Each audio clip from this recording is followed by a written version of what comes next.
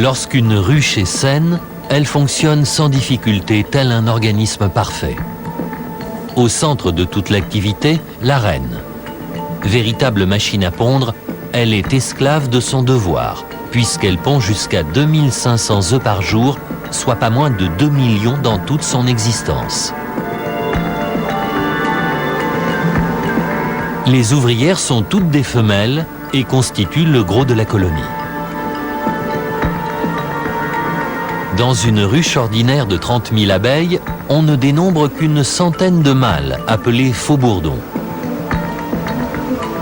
Plus gros que les femelles, dotés d'yeux surdimensionnés, ils sont incapables de butiner et comptent sur les ouvrières pour se nourrir.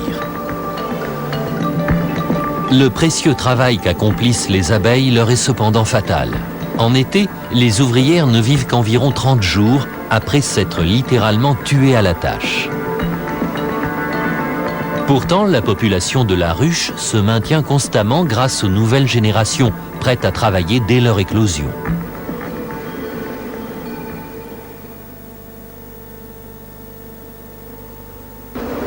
L'abeille âgée de 3 semaines devient butineuse et passe le reste de sa courte existence à récolter nectar et pollen. Elle peut parcourir jusqu'à 8 km en vol, mais, fait remarquable, retrouve toujours le chemin de sa ruche. Dès qu'elle découvre une source abondante de pollen, elle recrute d'autres butineuses en communiquant avec elles par un moyen inhabituel, la danse.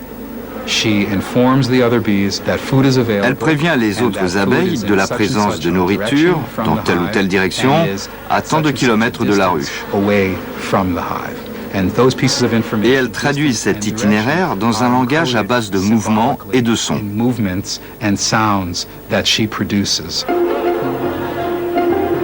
Tourner à droite à 30 mètres.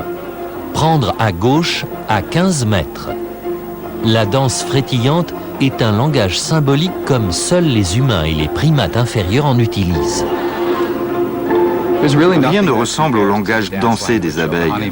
C'est l'une des 7 merveilles du monde animal.